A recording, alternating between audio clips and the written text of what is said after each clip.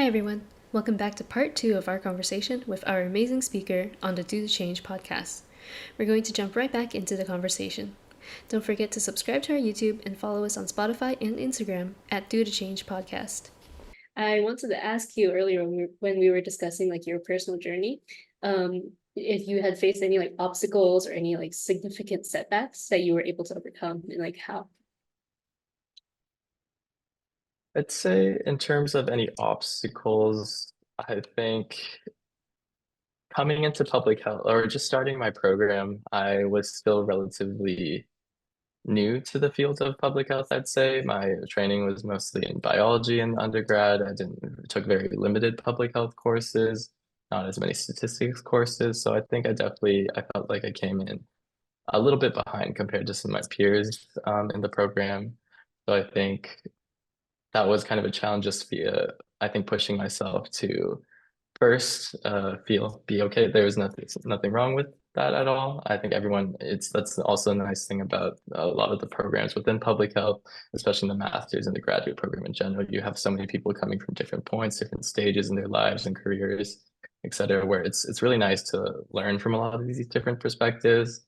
And for me, it also really motivated me to kind of just push myself to also learn and be proactive about my learning outside of the classroom as well. If there are specific skills that I wanted to focus on, making sure to take some time to maybe find some more resources related to those, or not being afraid to ask for help if I needed it, things like that. Kind of just taking advantage. I feel like at a school like Berkeley, there's just so many different opportunities available for you, but you really have to make sure you're being proactive and taking advantage of them because they're not just going to fly to you per se, for lack of a better word.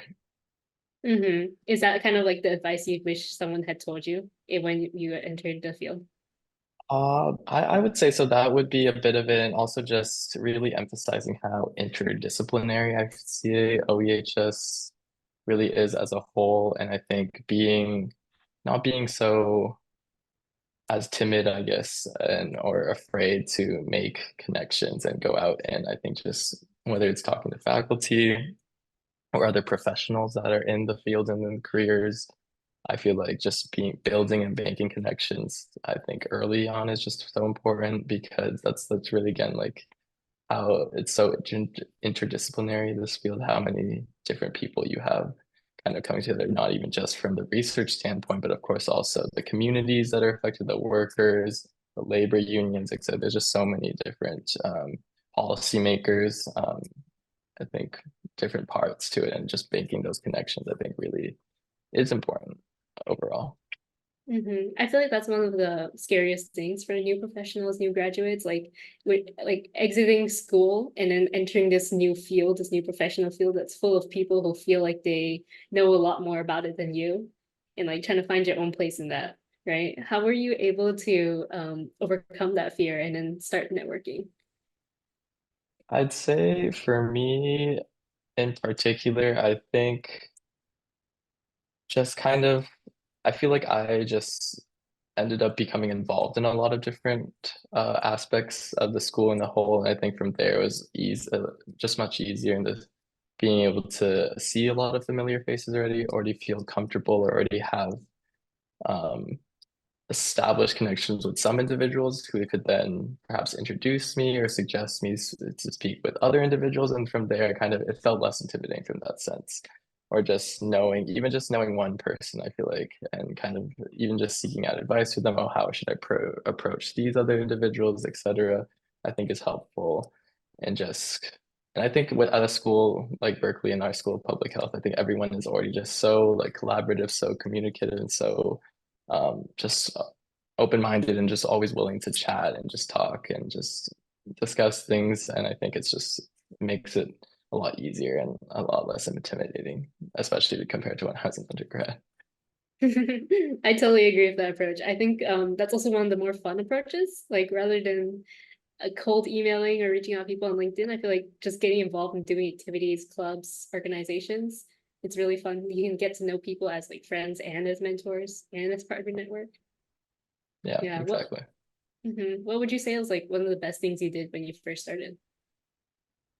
One of the best things I did when I first started, I would say, is probably the summer seminar that's offered by the Dream Office here at the School of Public Health. The Dream Office, they put on a summer seminar every summer that starts right before the school year and is really meant to be a space to not only provide our support, in particular, our programming support to students, but also just really create a space for students to feel connected, and just get to know one another and understand the resources that they have available to them before they get started at school.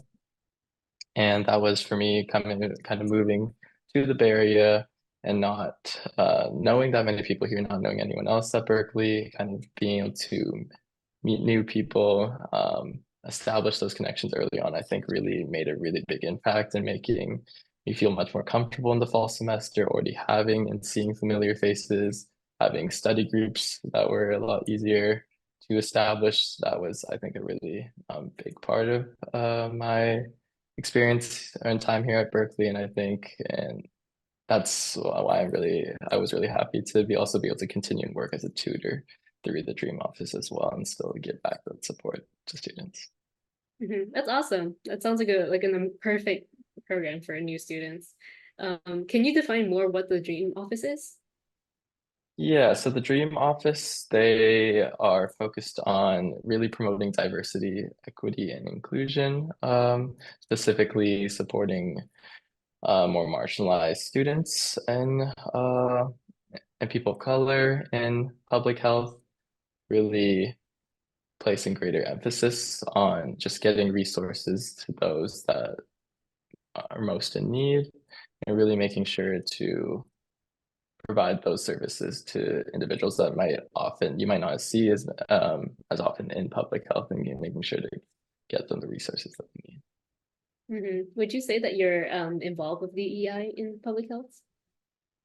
The I'd say so to a degree. I try at least just within my own practices, but I was a part of student government for the past 2 years as well here at Berkeley.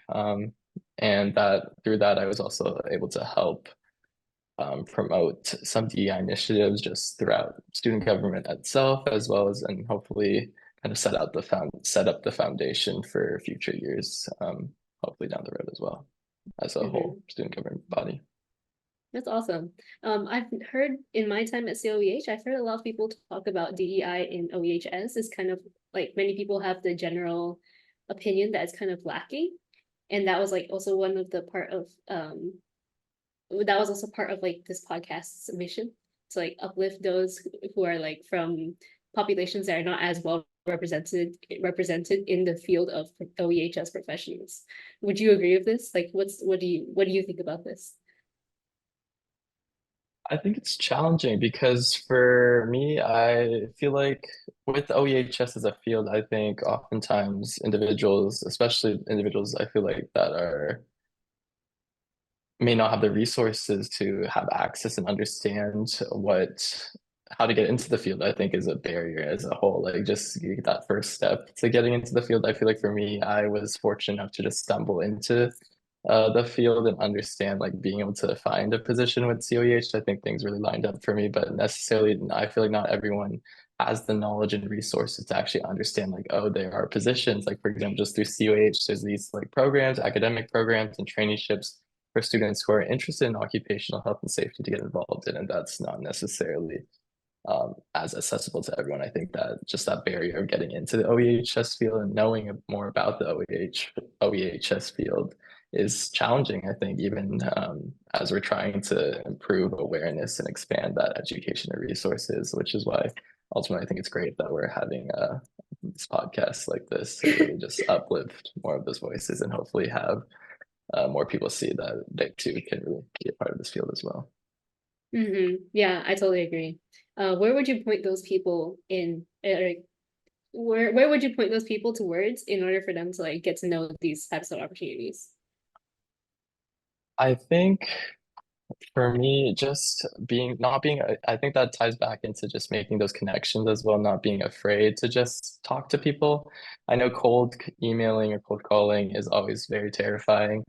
But at the end of the day, a lot of individuals are very much willing to just talk to you about their experiences. And I feel like talking to a lot of these current OEHS professionals and hearing about their backgrounds, how they got to where they are now, I think can be very helpful in understanding your opportunities that are available to you, maybe finding what might be a particular field that you're most interested, what areas and expertise or what skills you might want to develop, and understanding what your potential options are. I think talking to individuals in the field are always going to be the most impactful. I think you can always find a lot of information just online, of course. Oftentimes it's difficult to just know what to search a lot of times, but I think even just going from there, you can find a lot of information, of course, but I think it's definitely very different when you hear from individuals personally that are in the field, how they got there and understand what opportunities are available to you moving forward. Hmm. Definitely. I think this applies to most fields too. There's like a different Yeah, level of understanding from just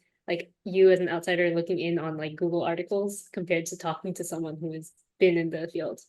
yeah, exactly. Yeah, that's solid advice. Okay. Can I segue or can I pivot a little bit and ask you a different type of question? Yeah, of course. So, okay, can I ask you, or in your opinion, what are some of the emerging trends or challenges in the field that you think young professionals should be aware of? And like, how do you see the future of the industry evolving? Great question. I think in terms of I think there's really a lot I feel like that's emerging right now, a lot of new innovation that's just being introduced. We have this whole um a lot of, especially as technology is advancing, there's a lot of this introduction of now wearables like exoskeletons. If we think about ergonomics perspective, I think there's a lot of potential benefits that are being brought in to play that can potentially be very helpful to workers. But I think at the same time, as we are evaluating a lot of these different technologies and different improvements, I think we always want to make sure to be careful that we're not introducing more harm per se, and we're actually benefiting the workers, and that there's clear guidelines in place of how perhaps certain new equipment is being used, et cetera, that we're still following those kind of stringent guidelines, even as perhaps technology is making tasks or things potentially easier. I think as a whole, in terms of challenges, I think, of course, climate change is just a large issue as a whole, and especially now I feel like we're dealing with a lot more different exposures and concerns that might not have been as prevalent or really seen prior. For example, like heat stress is a really increasing issue, especially like in a state like California. In certain the Central Valley, a lot of workers are experiencing a lot of new exposures, additional exposures that are rising in concern.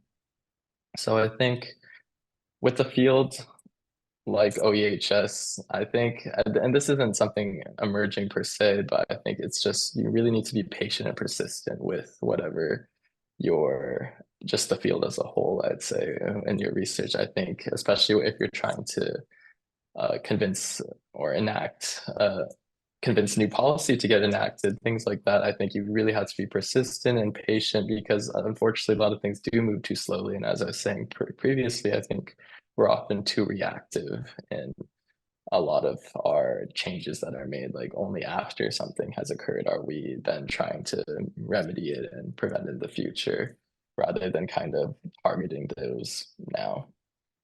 But I'd say there is definitely a lot out there in terms of what individuals can really expect coming their way. And I think the field will only continue to develop and change over the next few years. Hmm. Yeah, climate change is a big one. I've heard that in every episode until now. Can I ask you, what specific topics do you think is key for more newcomers to the field to get in on to contribute to the work of? Oh, that's a good question. I feel like there's a lot of possibilities, I'd say. With us just surrounding heat, I think like for example, farm workers, I think are always a very vulnerable population, and especially exposed to a lot of the issues surrounding heat. I think recently there's been a lot more concern around like just even community exposures to certain air pollutants, things like individuals. Often it's more marginalized populations that are living next to these like chemical plants, refineries, things like that. And I feel like understanding and actually addressing those changes is important and mitigating those various exposures. Outside of that, I think as a field, there's just so many possibilities and so many, I think, different directions where it can go, where I think really everything is very much needed right now. There's really no, I feel like there's no shortage of different topics that are important to really delve into within the field. That's true. That's true. And correct me if I'm wrong. I've heard talk that there's less new professionals entering the field, like less young people. Um, Oh, in terms of the field of OEHS, Mm-hmm. yeah, that seems to, yeah, I be what I've heard as well through the grapevine, I think. And I think that part of it, I think, is due to just individuals not knowing about opportunities in OEHS in the field, and others, I think, it might just not be as interesting to them compared to, especially I feel like in with this recent tech surge in AI, I feel like that has been taking more of the headlines and attention, and ultimately, especially as younger students are like looking at the news and on social media, that's what they're I feel like consuming and seeing the most often, rather than stories about OEHS. That's pretty unfortunate because even when it comes to tech and AI, I feel like so much of that has to do with OEHS. Like, I was like, I there's talk about like gig workers and like people who work for Uber and Lyft.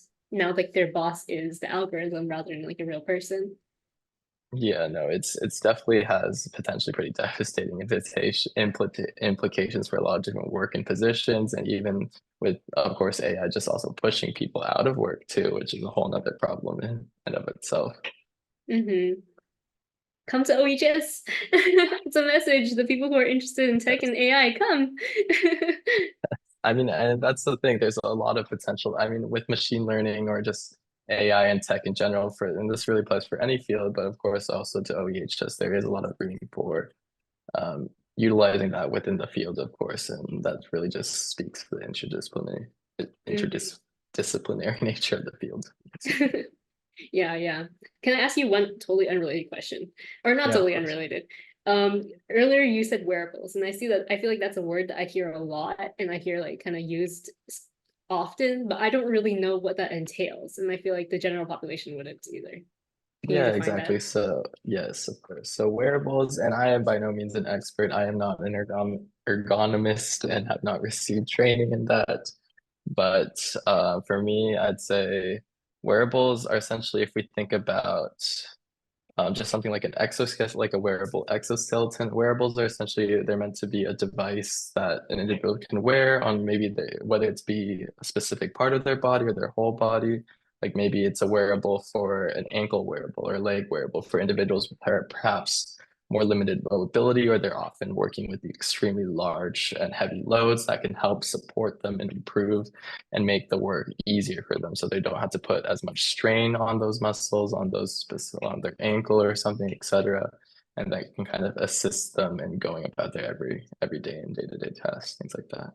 And they're often there might be wearables for like specific tasks and kind of being able to there's a lot that goes into it. I feel like there's a lot of engineering, of course, and then ergonomics. There's just a lot of moving parts in that sense as well. That's really cool. It feels almost science fiction like you know in Avatar where they have the people in like robot suits, mecha suits. Yes, yes. Yeah.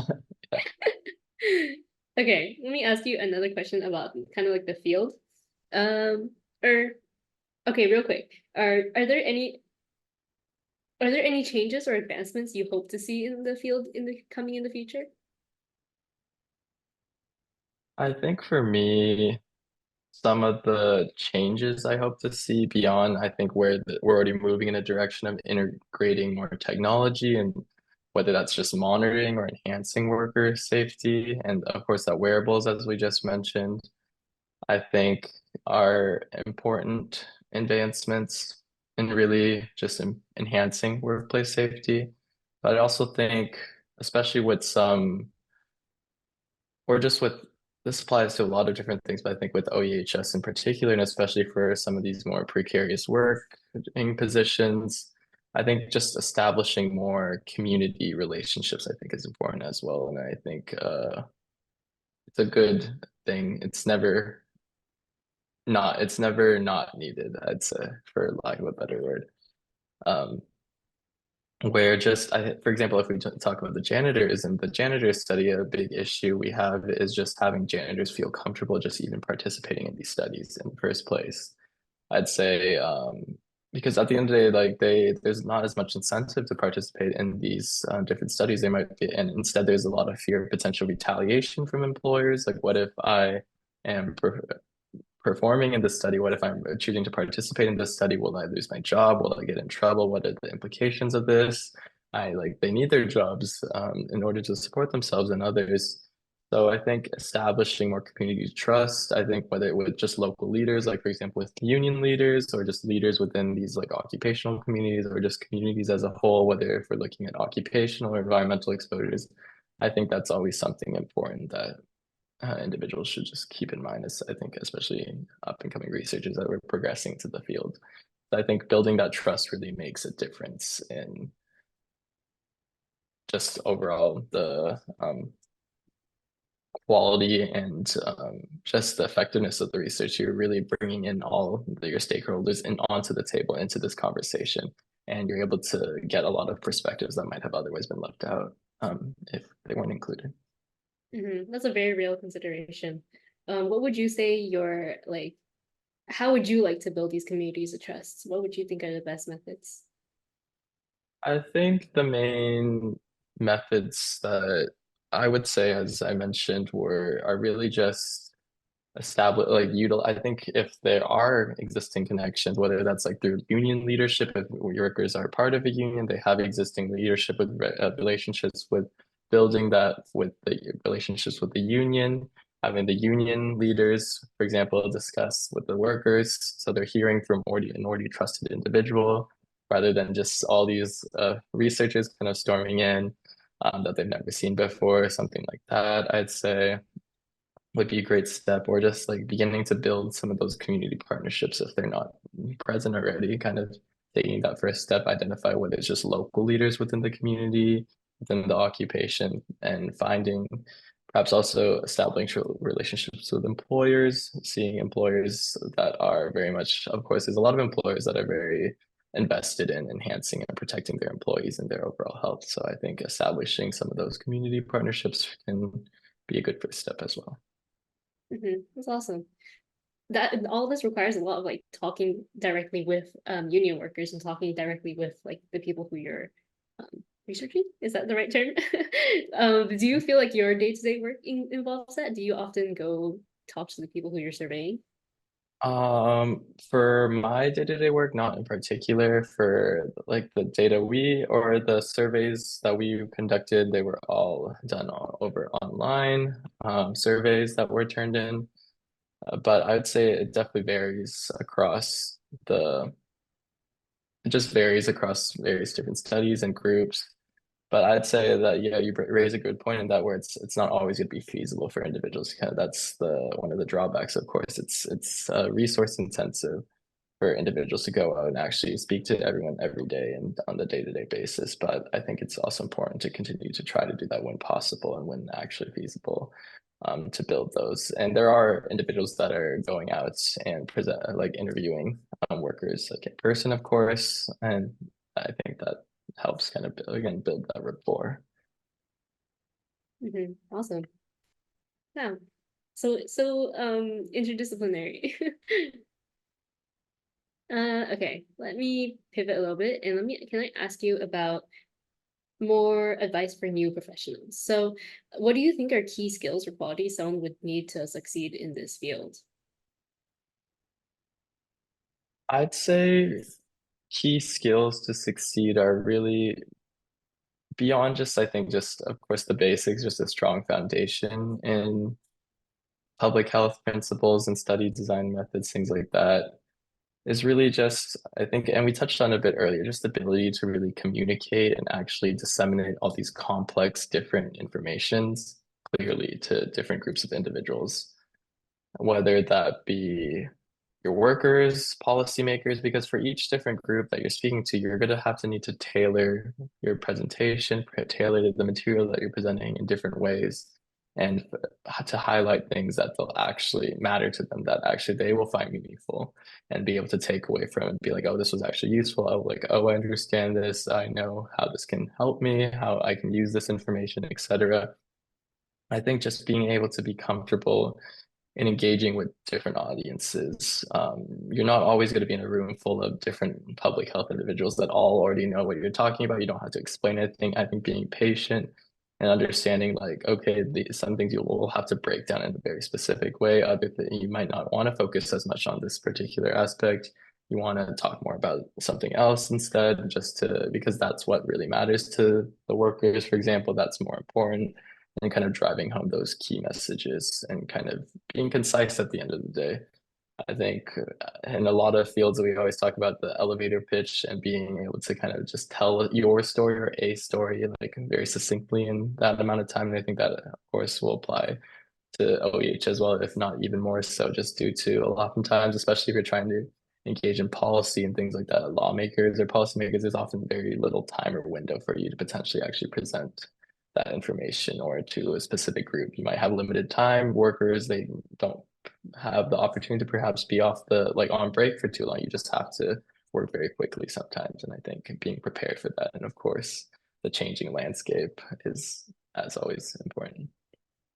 So OEHS is kind of like a field where you need to be able to think on the fly, communicate well, and especially learn as you go.